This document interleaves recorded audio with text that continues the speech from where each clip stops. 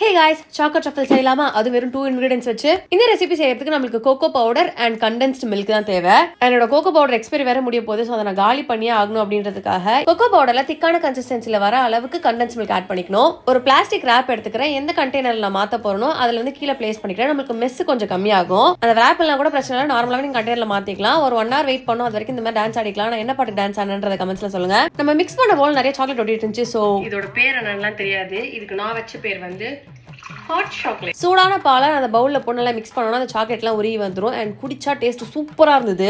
1 hour அப்புறம் refrigerator நம்ம store பண்ணி வச்சு சாக்கோ ட்ரஃபிள் எடுத்து பார்த்தா கரெக்டான கன்சிஸ்டன்சில நல்லா ரெடியா இருந்தது. நெக்ஸ்ட் மேல கொஞ்சம் கொக்கோ பவுடர் நல்லா ஸ்ப்ரிங்கிள் பண்ணிட்டு ஸ்கொயர் ஷேப்ல கட் பண்ணி நல்லா ஷேப் பண்ணிக்கலாம். இந்த ப்ராசஸ் கொஞ்சம் கடுப்பாவும் மெஸ்ஸியாவும் இருந்துச்சு. எவ்வளவு பேருக்கு இந்த மாதிரி சாக்லேட்னா இவ்வளவு அடிக்ஷன் அப்படின்றத கமெண்ட்ஸ்ல சொல்லுங்க. இல்ல ப்ரௌன் ஹார்ட் கமெண்ட் பண்ணுங்க. அண்ட் இதோட டேஸ்ட் ரொம்ப சூப்பரா இருந்துச்சு. நம்ம சாக்லேட் ஃபுட் சேலஞ்சில் ஆட் பண்ணிக்கலாம் போல. இதுக்கு நான் 10க்கு 10 ரேட் பண்ணேன். நெக்ஸ்ட் வீடியோ பார்க்கலாம். until then bye bye.